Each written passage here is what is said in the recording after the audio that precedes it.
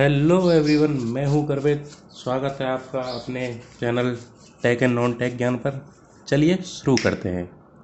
तो जैसा कि हमने इरिगेशन का फर्स्ट चैप्टर काफ़ी अच्छे पैमाने पे किया हुआ है, आज मैं आपके लिए लेकर आया हूँ chapter number 2, soil moisture and it's plant relationships. ठीक है, तो जैसे कि सबसे पहला टॉपिक आप देख पा रहे हैं, सॉइल मॉइस्चर है हमारे पास। क्या है सॉइल मॉइस्चर? तो मैं पहले इसको हिंदी में एक्सप्लेन करूंगा, उसके बाद डेफिनेशन पढ़ूंगा। ठीक है, तो सॉइल मॉइस्चर वो है जो कि अपने सॉइल के पोर्स में जो मॉइस्चर क्या है ना अवेलेबल है। ठीक है, क्या है सॉइल मॉइस्चर? वो मॉइस्चर है जो सॉइल के पोर्स में अवेलेबल है और वो प्लांट अपनी ग्रोथ के लिए उसको यूज करेगा। ठीक है, तो देखिए क्या लिखा हुआ डेफिनेशन में, water added to soil during irrigation. जब हम पानी ऐड करते हैं इरिगेशन के time, get stored into pores. कहाँ पे स्टोर्ड हो जाता है? सॉइल के पोर्स में स्टोर्ड हो जाता है। Of soil is called soil moisture, उसी को क्या बोल देते हैं? Soil moisture. ठीक है, उसके बाद अगला पॉइंट है according to pores wise. Pores wise हमारे पास सॉइल दो टाइप्स की होती है। ठीक है, according to pores wise soil is of two types. ठीक, आज राइटिंग काफ़ी ठीक लग रही होगी काफ़ी, क्योंकि मैंने एक तो गैप दिया है और थोड़ा बड़ा बड़ा भी लिखा है। ठीक है, पहला है अपना कैपिलरी या स्मॉल पोर्स। ठीक है, जैसा कि आप जानते हैं क्ले के पार्टिकल काफ़ी छोटे होते हैं, तो इसी में स्मॉल पोर्स अवेलेबल होता है, पर वॉल्यूम ऑफ पोर्स काफ़ी ज़्यादा होता है। छोटा साइज ज़्यादा वॉल्यूम, याद रखना भाई, छोटा साइज ज़्यादा वॉल्यूम। ठीक है, तो पहला क्या है कैपिलरी और स्मॉल पोर्स। तो देखिए क्या लिखा हुआ है, these are generally clayey soil. क्या होंगी ये सारी? क्लेई सॉइल होंगी, क्योंकि स्मॉल पोर्स उसमें अवेलेबल होता है। Of nature and have tendency to store maximum water against gravity. ध्यान देना भाइयों कि इसी में क्या होती है, इन्हीं के पास tendency, have tendency to store maximum water against gravity. Gravity के अगेंस्ट काफ़ी ज़्यादा ये स्टोर्ड वाटर कर सकती हैं। किसकी वजह से? कैपिलरी। कैपिलरी किसकी वजह से होता है? सरफेस टेंशन की वजह से कैपिलरी होता है। तो ग्रेविटी इस पानी को अपने पास नहीं बुला सकती या नहीं खींच सकती। ठीक है, उसके बाद है अपना नॉन कैपिलरी या लार्ज पोर्स। लार्ज पोर्स हमारे जनरली सैंड में पाए जाते हैं, तो वही चीज़ मैंने लिखी हुई है, these are generally sandy in nature having large pores which help in drainage, better drainage. Drainage मतलब पास कर जाना सॉइल के, जैसे पानी डाला तो सॉइल के अंदर सीपेज हो जाना, वही ड्रेनेज है। एंड एरिएशन मतलब एयर का फ्लो हो जाना। जब पानी नहीं रहेगा तो पोर्स में कुछ ना कुछ तो रहता ही है हमेशा, जहाँ कुछ नहीं होता वहाँ हमेशा एयर होती है। ठीक है, तो उधर एरिएशन भी हो जाता है under the action of gravity. तो ये वो पोर्स हैं जिनमें वाटर अवेलेबल नहीं होता, वाटर उधर से पास होकर चले जाता है ग्रेविटी के इफेक्ट की वजह से। उनको हमने क्या बोला गया है? नॉन कैपिलरी या लार्ज पोर्स। ठीक है, अभी ये सिर्फ हमें समझने हैं, एक बार समझ जाएंगे अच्छे से याद हो जाएंगे। क्वेश्चंस वाले पॉइंट में स्टार से डिनोट करता हूँ, आपको पता ही चल गया होगा, तो वो आगे देखने वाले हैं। ठीक है, अब मैंने एक नोट लिखा हुआ है कि generally the moisture holding capacity, जो मॉइस्चर होल्डिंग कैपेसिटी होती है किसकी? Of soil. लिखा हुआ है सॉइल की, वो किस पर डिपेंड करती है? पोरोसिटी। पोरोसिटी हमने सॉइल पढ़ी हुई है प्रभास सिन्हा सर जी से। ध्यान देना भाइयों, हमने सॉइल पढ़ी हुई है प्रभास सिन्हा सर जी से, जो कि बीटीएस के, जिनका एक चैनल है ब्रिज टू सक्सेस यूट्यूब पर। आप अगर बिल्कुल न्यूली हैं और एक अच्छी कोचिंग के लिए देखना चाहते हैं तो मैं ऑनलाइन प्रेफर करूंगा, और सर जी के BTS bridge to success channel को एक बार ज़रूर देखें। ठीक है, तो वो किसकी वजह से? पोरोसिटी की वजह से। पोरोसिटी का फॉर्मूला होता है अपना volume of void divided by total volume. ठीक है, अब देखिए वॉल्यूम ऑफ वॉइड बढ़ेगा तो पोरोसिटी बढ़ेगी ना, वॉल्यूम ऑफ वॉइड बढ़ेगा तो पोरोसिटी बढ़ेगी, और वॉल्यूम ऑफ वॉइड ज़्यादा है तो अपना मॉइस्चर कंटेंट उसके अंदर ज़्यादा होगा। जितने ज़्यादा वॉल्यूम ऑफ वॉइड उतना ही ज़्यादा वो पानी होल्ड रख पाएगा। ठीक है, उसके बाद हमारा अगला है क्लासिफिकेशन ऑफ सॉइल वाटर। ठीक है, क्लासिफिकेशन ऑफ सॉइल वाटर में सबसे पहला है, अपना नाम से ही क्लियर हो रहा है, ग्रेविटेशनल वाटर। वो वाटर जो ग्रेविटी अपने इफेक्ट की वजह से अपने पास ले आती है या खींच लेती है। ठीक है, तो वो वाटर क्या हो जाता है? Gravitational water. मतलब ये सॉइल के अंदर होल्ड नहीं कर पाएगा, ये अपना क्रॉप इस वाले पानी को अपनी ग्रोथ के लिए यूटिलाइज नहीं कर पाएगी। ठीक है, it is that water which drains out under the influence of gravity. क्या होता है? वो ड्रेन आउट हो जाता है, सीपेज हो जाता है, मतलब पास हो जाता है किसके इन्फ्लुएंस में? ग्रेविटी के इन्फ्लुएंस में। दूसरा है अपना कैपिलरी वाटर। इसके लिए मैंने लिखा हुआ it is that water which is retained in soil. Soil के अंदर ही रहता है, कहाँ पर? पोर्स में, अगेंस्ट ग्रेविटी। ग्रेविटी इसको अपनी ताकत से खींच नहीं पाती, क्योंकि ये कैपिलरी की वजह से, सरफेस टेंशन की वजह से वो कि उसके पोर्स में ही वाटर अवेलेबल होता है, और यही पानी हमारा सॉइल की ग्रोथ के लिए भी काम आता है। उसके बाद आता है हाइग्रोस्कोपिक वाटर। हाइग्रोस्कोपिक मतलब होता है सराउंडिंग से मतलब होता है। ठीक है, हाइग्रोस्कोपिक मतलब जो भी बात होगी बगल के सराउंडिंग से बात होगी। तो अब डेफिनेशन पढ़ते हैं, उससे समझ आ जाएगा। The date water which is absorb by dry soil. वो वाटर जो किसके द्वारा एब्जॉर्ब हो, एब्जॉर्ब मतलब ले सके वो ड्राई सॉइल फ्रॉम सराउंडिंग, जैसे कि एटमॉस्फेयर, एटमॉस्फेयर से जो ड्राई सॉइल मॉइस्चर लेती है उसी को हम क्या बोल देते हैं, हाइग्रोस्कोपिक वाटर। और इसमें इंपॉर्टेंट पॉइंट ये है कि this water is not used by crop for its growth, ये वाटर क्रॉप की ग्रोथ के लिए यूटिलाइज नहीं होता, क्रॉप अपनी ग्रोथ के लिए इस पानी को नहीं ले सकती सॉइल में से, ध्यान देना भाई, ठीक है। अब देखिए लो permanent wilting point the soil content only hygroscopic water, ये काफ़ी इंपॉर्टेंट पॉइंट है कि परमानेंट विल्टिंग पॉइंट एक पॉइंट होता है सॉइल में, उससे नीचे या उस पर जितना भी पानी अवेलेबल होगा वो सारा कौन सा होगा, हाइग्रोस्कोपिक वाटर। और हाइग्रोस्कोपिक वाटर वो वाटर है जो अपनी सॉइल ग्रोथ के लिए नहीं ले सकती। तो मतलब परमानेंट विल्टिंग पॉइंट वो पॉइंट है जिस पर अपनी सॉइल में, मतलब परमानेंट विल्टिंग पॉइंट वो पॉइंट है जिधर पानी तो अवेलेबल है पर वो सॉइल की ग्रोथ के लिए काम नहीं आ रहा। भाइयों ध्यान देना है, ठीक है। उसके बाद हम पढ़ते हैं थोड़ा सॉइल मॉइस्चर टेंशन, अगला टॉपिक। इसमें मैंने लिखा हुआ है tenacity with which water is retain into the soil, मतलब वो टेंडेंसी या वो टेनेसिटी जिसकी वजह से अपना पानी सॉइल के पोर्स में रुका हुआ है, वो मैंने बता ही दिया था, रीजन मेनली सरफेस टेंशन ही है, ठीक है। अब उसके बाद आते हैं सब इंपॉर्टेंट टर्म्स, जैसे कि पहली है अपनी फील्ड कैपेसिटी। तो फील्ड कैपेसिटी वो कैपेसिटी है जितना मैं मैक्सिमम उसके अंदर मॉइस्चर दे सकता हूँ किसी भी सॉइल के अंदर, वो क्या है उसकी फील्ड कैपेसिटी है। तो मैंने यही लिखा हुआ है maximum amount of moisture retained in soil, जो उसके अंदर रुक सकता है ग्रेविटी के अगेंस्ट, वो सारा क्या है, फील्ड कैपेसिटी मैक्सिमम है, इससे ज़्यादा मैं प्रोवाइड नहीं कर सकता, ठीक है। उसके बाद अपने कुछ आगे है इसमें भी पॉइंट, इसमें एक पॉइंट है स्टार बना हुआ है कि सॉइल मॉइस्चर टेंशन, जो हमने अभी पढ़ा था क्या है, वो कैपेसिटी है सॉइल की जिसकी वजह से पानी उसके पोर्स में रुका हुआ रहता है। तो soil moisture tension at F C मतलब फील्ड कैपेसिटी क्या है, 1/10 to 1/3 एटमोसफियर, ठीक है। क्या है 1/10 to 1/3 ऑफ एटमॉस्फेयर। ये जो भी ईएस या गेट के लिए प्रिपेयर कर रहे हैं उनके लिए काफ़ी इंपॉर्टेंट पॉइंट बन जाता है, एसएससी जेई के पॉइंट ऑफ व्यू से ये इतना इंपॉर्टेंट नहीं है। उसके बाद आता है अपना परमानेंट विल्टिंग पॉइंट, जो मैंने अभी थोड़ी देर पहले ही समझाया था कि ये वो पॉइंट है जो कि अपनी ये वो पॉइंट है जिधर वाटर अगर इस पॉइंट पे अवेलेबल है तो वो सॉइल की क्रॉप की ग्रोथ के लिए कोई फायदेमंद नहीं होता, ठीक है। चलिए पढ़ते हैं इसे। That moisture content below which crops root not able to get enough moisture for their growth, ठीक है। मतलब कोई इफेक्ट नहीं कर पाता, मॉइस्चर नहीं ले पाता इसके लिए, किसके लिए, अपनी ग्रोथ के लिए, ठीक है। सॉइल मॉइस्चर टेंशन किस पे, परमानेंट विल्टिंग पॉइंट पे कितना होता है, 10 से 35 ATM होता है।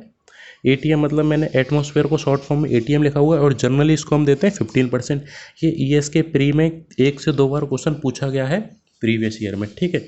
उसके बाद आता है अपना नाम अवेलेबल मॉइस्चर, नाम से ही क्लियर हो रहा है जो मॉइस्चर अवेलेबल है किसके लिए, सॉइल की ग्रोथ के लिए, जो मॉइस्चर अवेलेबल है किसके लिए, सॉइल की ग्रोथ के लिए, वही क्या हो जाएगा अपना अवेलेबल मॉइस्चर, ठीक है। तो इसका देखो डायरेक्ट सिंपल फॉर्मूला हो जाएगा, अवेलेबल मॉइस्चर क्या होता है, फील्ड कैपेसिटी मैक्सिमम जो मॉइस्चर है माइनस परमानेंट विल्टिंग पॉइंट, क्योंकि इससे नीचे का पानी हम ले नहीं पाते, तो अवेलेबल मॉइस्चर क्या हो जाएगा, field capacity minus permanent wilting point. चलिए इसको अब एक डायग्राम से समझते हैं, ठीक है। जैसे कि मान लो हमारी ये कोई वो है अपना डायग्राम जिसमें यहाँ से यहाँ तक क्या है, हमारी फील्ड कैपेसिटी है, किसी भी फील्ड की इतनी कैपेसिटी है, मान लो कितनी है, 30% है, ठीक है। और परमानेंट विल्टिंग पॉइंट हमारा ये आ गया 10% का क्या है, परमानेंट विल्टिंग पॉइंट। तो ये वाला पानी तो हमारा सॉइल के लिए कोई काम का आता ही नहीं है, ग्रोथ में आएगा नहीं। तो अवेलेबल मॉइस्चर कितना हो गया, ये बचा हुआ 20% ही सॉइल की ग्रोथ में काम आएगा। तो ये चीज़ अवेलेबल मॉइस्चर को रिप्रेजेंट करती है, ठीक है। उसके बाद काफ़ी इंपॉर्टेंट फॉर्मूला आ जाता है, मैंने 3 स्टार भी लिखा हुआ है इधर कि depth of water held by soil according to soil moisture, मतलब कितना पानी हम प्रोवाइड करें अकॉर्डिंग टू मॉइस्चर, सॉइल के अंदर कितना पानी प्रोवाइड करें, मतलब कितनी थिकनेस वाला पानी हम डालें उसकी प्रॉपर ग्रोथ के लिए, किसी भी पर्टिकुलर मॉइस्चर कंटेंट के लिए, ठीक है। तो जैसे कि ये क्या है, कैपिटल D क्या है, डेप्थ ऑफ वाटर, या जिसको हम कई बार डेप्थ ऑफ मॉइस्चर भी बोलते हैं। सीधा सीधा फॉर्मूला है gamma D upon gamma W, dry unit weight upon unit weight of water into D root की डेप्थ ऑफ रूट कितना है, रूट की डेप्थ कितनी है वो चीज़, इंटू मॉइस्चर कंटेंट, ठीक है। नॉट इन परसेंटेज, मतलब अगर परसेंटेज लिखते हो तो डिवाइडेड बाई 100 जरूर करना है, या परसेंटेज को भूल जाओ, सिंपल नीचे डिवाइडेड बाई 100 वाला चीज़ याद रखो, ठीक है। तो क्या है, मैं एक बार फॉर्मूला दोबारा पढ़ देता हूँ, D बराबर gamma D upon gamma W, gamma D upon gamma W into D root into moisture content not in percentage. ठीक है, मॉइस्चर कंटेंट इधर ही फील्ड कैपेसिटी भी हो सकता है, परमानेंट विल्टिंग पॉइंट भी हो सकता है, अवेलेबल मॉइस्चर भी होता है। जिस रेस्पेक्ट में पूछे उस रेस्पेक्ट में हम आंसर दे देंगे। जैसे कि मैंने एक पॉइंट लिखा भी हुआ है कि अगर मान लो मेरे को फील्ड कैपेसिटी पे डेप्थ ऑफ वाटर निकालना है कि कितनी डेप्थ ऑफ वाटर मेरे को प्रोवाइड करना है, तो क्या हो जाएगा gamma D upon gamma W into D root, इधर क्या हो जाएगा फील्ड कैपेसिटी जो कि आपको परसेंटेज में गिवन होगी, तो मैंने उसको चेंज करने के लिए डिवाइडेड बाई 100 कर दिया है। Gamma D gamma W D root ये मैंने अभी आपको समझाई दिए, dry unit weight of water और डेप्थ ऑफ रूट। ठीक है, एक फील्ड कैपेसिटी का गेट या ईएस पॉइंट ऑफ व्यू से ये काफ़ी इंपॉर्टेंट फॉर्मूला बन जाता है कि देखिए फील्ड कैपेसिटी निकालनी है मेरे को यहाँ से, तो gamma W upon gamma D तो हो ही जाएगा इनटू पोरोसिटी। क्या हो जाएगा? Into porosity. याद रखना है gamma W upon gamma D into porosity. ठीक है, अब हमारे पास अब यहाँ से चैप्टर ये काफ़ी इंटरेस्टिंग होने वाला है, क्योंकि अब हम करेंगे काफ़ी अच्छे ईएस लेवल के न्यूमेरिकल्स। ठीक है, तो जैसे कि ये वाला अपना वो है क्वेश्चन, मैं एक और क्वेश्चन पढ़ देता हूँ। काफ़ी आसान है, डायरेक्ट फार्मूला बेसिस है। The depth of moisture in root zone at field capacity and permanent wilting point are इतना। क्या दे रखा है? डेप्थ ऑफ मॉइस्चर दे रखा है, मतलब कैपिटल डी की वैल्यू दे रखी है किस पे? फील्ड कैपेसिटी और परमानेंट विल्टिंग पॉइंट पे, ये और ये। ठीक है, calculate the field capacity and permanent wilting point. बहुत आसान क्वेश्चन है भाइयों, फील्ड कैपेसिटी निकालना है और परमानेंट विल्टिंग पॉइंट निकालना है। If dry unit weight of soil दे रखा है कितना, dry unit weight of soil भी दे रखा है हमें इतना। ठीक है, जब देखिए किलो न्यूटन पर मीटर क्यूब में, तो dry unit weight of water क्या हो जाएगा? 9.81। ठीक है, तो ये चीज़ भी आसान है। अब देखिए सबसे पहले स्टेप 1 हमारा फॉर्मूला सॉल्व करने का, हमेशा मैं बोलूँगा कि स्टेप 1 हमेशा गिवन डाटा लिखने की होगी हमारी, जो कि हमारे पास depth of water field capacity पे गिवन है, depth of water permanent wilting point पे गिवन है और गामा डी गिवन है। ठीक है, अब देखिए डेप्थ ऑफ वाटर की यूनिट देखिए मीटर पर मीटर। तो कहने का मतलब ये है, अगर मैं 1 मीटर की डेप्थ के नीचे जाऊं तो मेरे को कितना वाटर देना पड़ेगा? 0.52 मीटर थिकनेस वाला water, depth of water provide करना पड़ेगा 1 मीटर के लिए। जितना मीटर है उतने मीटर से मैं मल्टीप्लाई कर दूंगा, तो ये बात की बात है। ठीक है, अब देखिए डायरेक्ट हमारे पास फॉर्मूला होता है depth of water at field capacity बराबर क्या हो जाएगा? Gamma D upon gamma W D root into field capacity. तो क्या भाइयों आप इधर से फील्ड कैपेसिटी नहीं निकाल सकते क्या? बिल्कुल निकाल सकते हैं। एक और ट्राई करेंगे आप सभी। तो फील्ड कैपेसिटी का फॉर्मूला क्या हो जाएगा? वही इधर से जाएगा, तो ये D F C into gamma W upon gamma D into D root, क्योंकि डी रूट हमें इसमें कुछ नहीं दे रखा, तो मेरे को कितनी लेनी पड़ेगी? बोल रखा है पर मीटर, तो मैंने 1 मीटर ही ले लिया। ठीक है, तो क्या हो जाएगा? 9.81 इंटू 0.5 13.73 इंटू 1, जो कि क्या हो जाएगा? 0.3572। और हमेशा field capacity, permanent wilting point, available moisture, ये सारा हमें परसेंटेज में देना पड़ता है, तो मैंने इसको परसेंटेज में भी चेंज कर लिया है। तो ये हो गया इसका आंसर। ऐसे या परमानेंट विल्टिंग पॉइंट निकालेंगे, मैंने निकाला नहीं है, डायरेक्ट सॉल्व किया हुआ है, क्योंकि काफ़ी ईजी है। तो इधर क्या हो गया है? 14.28 इसका आंसर हो गया। आप ज़रूर ट्राई करेंगे, जिसको दिक्कत हो मेरे को टेलीग्राम पर मैसेज कर सकता है। मैं अपना नंबर लिंक डिस्क्रिप्शन में दे देता हूँ, टेलीग्राम ग्रुप का भी लिंक मैं डिस्क्रिप्शन में दे देता हूँ, तो आप उधर से भी ज्वाइन कर सकते हैं। और नोट्स भी आपको उधर ही मिलेंगे मेरे टेलीग्राम ग्रुप पर। ठीक है, उसके बाद देखिए अगला क्वेश्चन पढ़ते हैं। एक लोम सॉइल है जिसकी फील्ड कैपेसिटी कितनी है? 25%। परमानेंट विल्टिंग पॉइंट दे रखा है 10%। गामा डी की वैल्यू दे रखी है ग्राम पर सीसी में, तो गामा डब्ल्यू की वैल्यू कितनी हो जाएगी? 1 हो जाएगी। गामा डी की वैल्यू कितनी दे रखी है? 1.5 ग्राम पर सेकंड में। डी रूट की वैल्यू दे रखी है। डिटरमाइन करना है water storage at available moisture, मतलब डी कैपिटल डी की वैल्यू निकालनी है किस पर? अवेलेबल मॉइस्चर पर। और आगे क्या करना है? If irrigation is done when moisture content fell to 15%। अगर मॉइस्चर कंटेंट ओवरऑल 15% पे फॉल हो जाएगा, तो मेरे को तुरंत क्या करना पड़ेगा? वाटर प्रोवाइड करना पड़ेगा। And water application efficiency is 75%। Determine depth of water. ठीक है, अब देखिए काफ़ी अच्छा क्वेश्चन है, काफ़ी अच्छा क्वेश्चन है। इसमें एक क्वेश्चन से इसने हमसे 3 क्वेश्चन पूछ रखा है। सबसे पहले निकालना है हमें डेप्थ ऑफ वाटर किस पर? अवेलेबल मॉइस्चर पर। क्या निकालना है? Depth of water available moisture पर। हमें क्या क्या गिवन है? फील्ड कैपेसिटी गिवन है, परमानेंट विल्टिंग पॉइंट गिवन है, तो अवेलेबल मॉइस्चर में आराम से निकाल सकता हूँ। क्या फॉर्मूला आता है? Field capacity minus permanent wilting point, तो क्या आ गया? 15%। ये चीज़ आ गई। मैंने वही अगेन डायग्राम से भी बना रखा है। 25% field capacity, 10% permanent wilting point, तो अवेलेबल मॉइस्चर क्या हो गया अपना? 15%। अब मेरे को वही डेप्थ निकालनी थी अवेलेबल मॉइस्चर पे, तो मैंने सीधा सीधा फॉर्मूला लगाया gamma D upon gamma W into D root into available moisture. Available moisture की वैल्यू मेरे को पता है, मैंने यहाँ डिवाइडेड बाई 100 होता है तो डायरेक्ट 0.15 कर दिया। ये सारी चीज़ वैल्यू पता थी, और वही मैंने बताया कि गामा डब्ल्यू ग्राम पर सीसी में 1 होता है, तो मैंने इधर 1 ले लिया। तो इधर से डी अवेलेबल मॉइस्चर की जो डेप्थ आ गई वो आ गई कितनी, 13.5 सेंटीमीटर। यहाँ तक आपको आसानी से क्लियर होगा, इसमें कोई शक वाली बात नहीं है, ठीक है। और उसके बाद बोल रहा है कि अगर मेरे को इरिगेशन करने का है, मतलब दोबारा से पानी प्रोवाइड कराना है फील्ड में, अगर मेरी परसेंटेज कितना फॉल हो जाए, लास्ट 15% तक गिर जाए, तो मेरे को दोबारा से क्या करना पड़ेगा, उस पर इरिगेशन करना पड़ेगा। तो ठीक है, तो देखिए हमने 15% ले लिया, ओवरऑल 15% ले लिया ना, क्योंकि इससे नीचे जैसे पानी गिरेगा मेरे को तुरंत इरिगेशन, मतलब इसी लेवल पर आने के बाद ही मेरे को तुरंत पानी डालना पड़ेगा। कहाँ तक, यहाँ तक फील्ड कैपेसिटी, तभी हेल्थ ग्रोथ होगी। अच्छी क्रॉप की ग्रोथ होने का रीज़न भी यही होता है कि अच्छे लेवल पे इरिगेशन करा जाए टाइम टू टाइम, ठीक है। तो डी रिक्वायर्ड हमारी अब चेंज करके कितनी होगी, टोटल थी 25%, कितने से पानी नहीं गिर सकता, 15% से पानी नीचे गिरने नहीं देना है। तो अवेलेबल डी रिक्वायर्ड कितना हो जाएगा, जो अब न्यूली जो मॉइस्चर अवेलेबल है वो कितना हो जाएगा अपना 10%, ठीक है। तो ये चीज़ क्लियर हो गई। फिर से अगेन हमने डी रिक्वायर्ड निकाली, gamma D upon gamma W D root into जो हमारे पास मॉइस्चर अवेलेबल है, तो 10% ही मॉइस्चर अवेलेबल है, तो 10 अपॉन 100 कर दिया। तो डी रिक्वायर्ड यहाँ से कितनी आ गई मेरे को, 9 सेंटीमीटर की पानी की डेप्थ हमें हमेशा रखनी है, तभी हमारा क्रॉप अच्छे से ग्रोथ होगा, ठीक है। अब हमने इसमें एक क्वेश्चन में एक और अच्छा टर्म पढ़ा, वाटर एप्लीकेशन एफिशिएंसी, जो हम आगे चैप्टर्स में काफ़ी अच्छे से पढ़ेंगे।